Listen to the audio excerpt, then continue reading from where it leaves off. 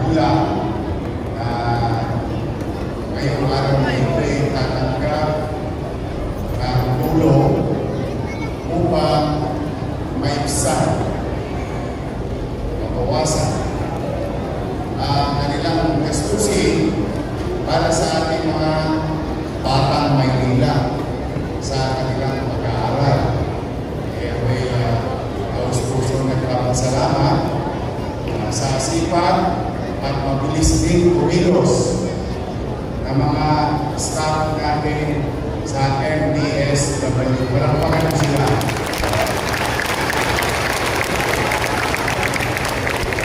At siyempre, ating direktor na si Jay De La Puente. Mga bata, sino ang gusto maging doktor? Maging nurse. Marami rin. Maging dentist. Yun, meron din.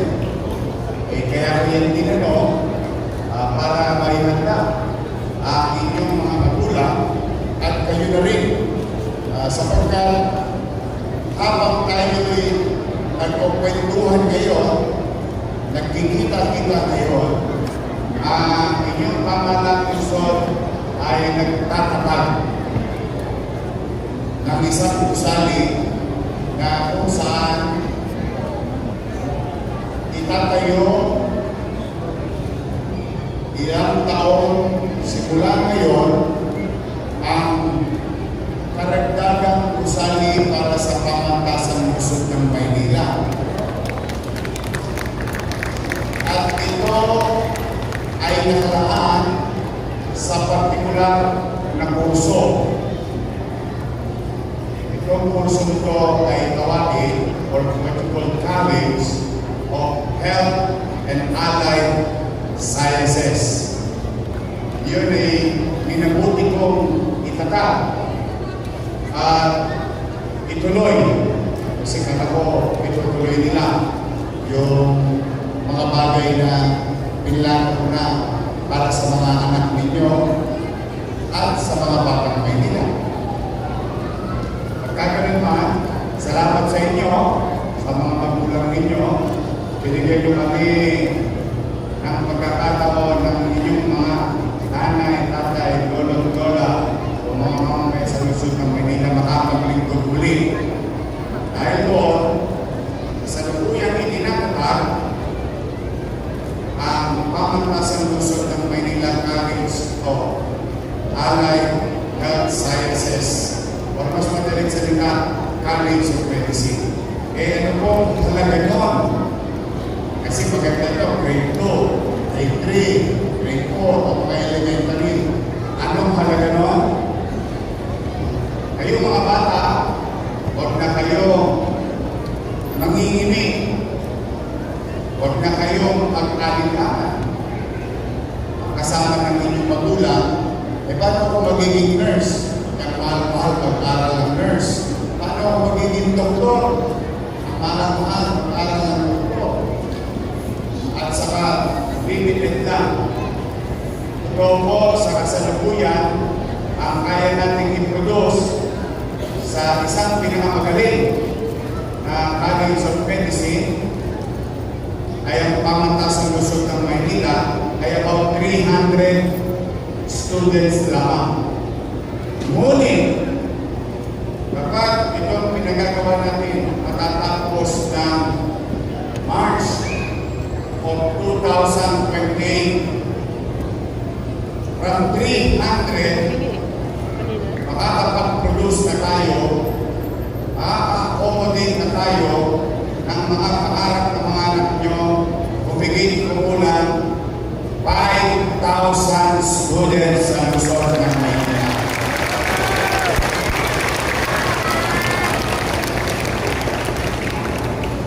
So, kaya mga bata, ulitin ko, sino maging gusto ng doktor, nurse, dentist, lab tech, and so on and so forth. Pag yun ay ginusto ninyo, by the time, parang hindi pa ngayon, no? By the time, kayo ay magpapulehin na, maaari na kayong mayakap ng lungsod ng Maynila. Ang mga pangarap ninyo ay hindi na malayong tanawin. Ngunit, ipapaalala ko pa, ang lahat ng pangarap kailangan nilalagyan ng aksyon. Kailangan kumilos.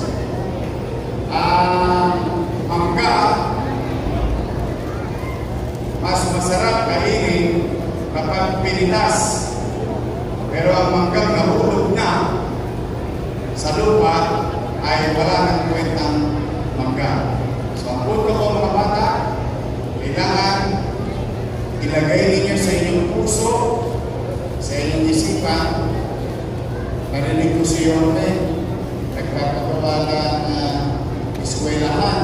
Sabi niya, pwede pala akong maging doktor kasi ang PLM lumaki, lumawa. Kaya ngayon pala, mag-aaral ako mabuti.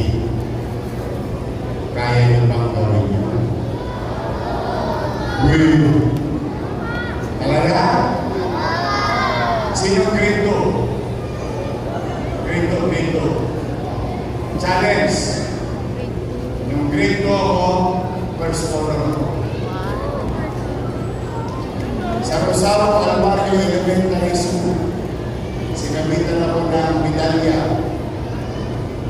Kasi magaling daw ako mag-aaral. Sabi ng teacher ko, si Mrs. Laseste. Pero ibig sabihin, na kaya ko, kaya nyo din. Sino ang madalas walang baon? Taas ang kamay. Wala kayong baon? Taas ang kamay.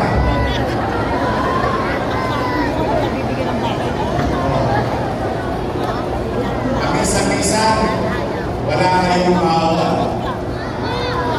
Minsan-minsan, hindi kayo kumakain ng latahan. Buti pa kayo, minsan-minsan, ako madalas. Madalas na walang baon, madalas na walang almusal. Laway na ang ninunulo ko sa umaga. Pero, kahit na ang hirap, mga bata, ang inyong mga nanay at tatay, tulad ng nanay ko, tulad ng tatay ko, hindi sila sumusuko. Lahat yan, walang magulang na kailangan niyang kumakala ng sikmura ng kanyang anak. Kaya lamang, dala ng hirap ng buhay, talaga naman, hihintayin na lang niya kayong uwi ng kamalian para ma-reserve sa refrigerator ninyo at good for the day. So, ibig sabihin, you pursue whatever challenges in between. Kung ano man ang mga hakot sa pagitan, kailangan patuloy ninyong habulin, tumuhin yung inyong pangarap sa ngayon pa lamang ay pagbutihan nyo na maging mag-aaral. Kasi ang lahat at tinatanim nyo ngayon, mga bata, ay siya aanihin ninyo sa kalaunan. Sinabi ba ng teacher ninyo, katulad ng teacher ko, sinabi, kapag may tinanim, ako elementary ko pa narinig yun sa teacher ko. Kapag may tinanim, pag mabuti ang tinanim, mabuti ang pagsipag ang tinanim, ginhawa ang yan, hindi madali. Pero hindi imposible. Bakit? Kabata, taas ang kamay at pakiramdam ninyo, mahirap ang buhay natin. Taas ang kamay. See? Ibig sabihin, pare-pareho tayo. Wala tayong pinagkaiba. Sino nag-aaral sa public school? Pare-pareho rin tayo. O pero, baka mamaya, isa sa inyo, lahat kayo dito, isa sa inyo, hindi lang maging doktor. Baka maging mayor din kayo. Sino gusto maging mayor? Sino gusto maging vice mayor? See? Kaya, hindi ko ang pangarap magbibigay ng liwanag sa kalsadang inyong at kahati. So, kayo lang ang mamimili. Anong gusto nyo? Gasera? Kandila? O halogen? Kaya walang limit. So it is only you and up to you. Ang pagsisikap para sa magandang kinabukasan. Ang inobasyon ay isang susi at gamit na maaari natin makuha at gamitin upang tayo magtagumpay sa pamumuhay. But for the meantime, pumanatag kayo, mga nanay, mga tatay, habang nandito ako, pipilitin ko laging mainam, masilog, at epesyenteng kastahin ang salapi ng taong bayan na maibalik through services sa ating mamamayan. Yun ay commitment ko sa inyong lahat.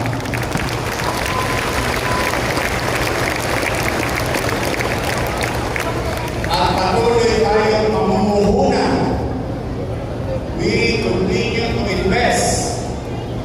Mamumuhunan tayo sa MBM. Minimum Basic Needs.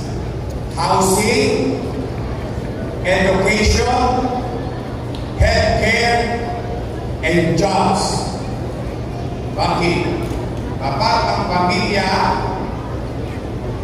may sariling makuuwian, maaliwalas na bahay, matutulog ng mahiming sama-sama. Pagkising sa umaga, ang bata papasok sa isang maganda, moderno, competitive educational facility, kaganahan. At ang tatay papasok sa trabaho. Kapag nagkasakit ang pamilya, may matatakbuhang maayos, episyente, may ekwipo, gamot, at professional. Una ang pang-araw-araw sa pangangailangan ng bawat pamilya ng Pilipino. Sa programa ito, na aking paniwala, since yesterday, since today, and it will be tomorrow, ay kung saan ang pangarap ko, ang bawat pamilya ay tumaas ang antas ng pambuhay. Hindi ko kayo mapapayaman, hindi ako lotor, hindi ako katalpakan. Pero ang gobyerno kayang pataasin ang antas ng pambuhay ng kanyang nasasaktan. Maluwag, kararaos, at ang kanyang mga pangunahing pangangailangan, kaalinsabay at kaagapay niya ang pamahalang soberano. Katulad ng pagsasama-sama natin ngayong umaga.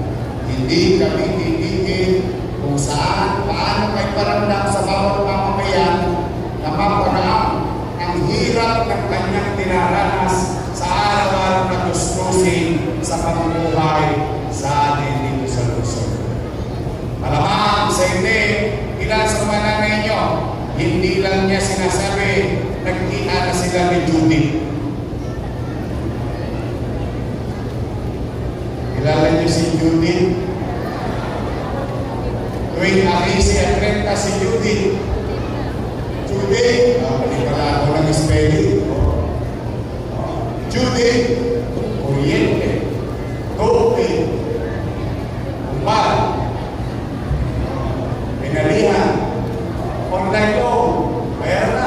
and so on. Mahirap maging magulang. Ayoko lang na maging madrama kayo umagal ko. Gusto ko lang maging masaya tayo o hopeful. No? But it's really hard. That's why we, your Vice Mayor, Director J, sa po na natin mga staff, sa MDSW, we will not stop. Hanggat may mapipigang sa bimpo, sasalutin ko at iaalay namin sa inyo.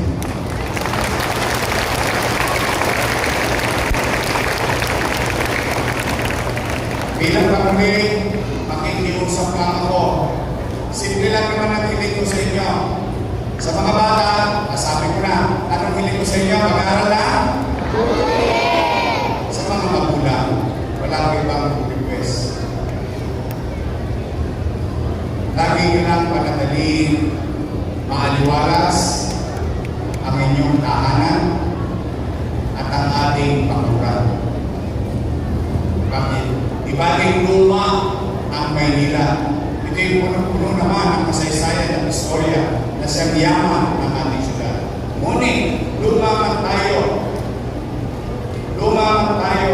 Kaya natin together, all of us, not only me, not only them, including you, kaya natin together na maging maaliwalas at panatag ang pamumuhay sa lungsod ng Maynila. Kaya mga parents, pasensya na kayo. It's both ways. Gusto niyo ba magtagumpay ang pamahalaan lungsod ng Maynila sa kanyang layunin para sa kanyang mamamayan? Then, I need you. You.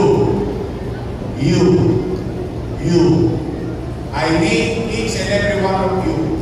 Help me para sa ating kinabukasan ng ating mga anak. Because together, we can make Manila great again. Magandang umaga. Mag-iingat kayo. I wish that God will continue to guide and bless each and every one of you with good health. Pag wala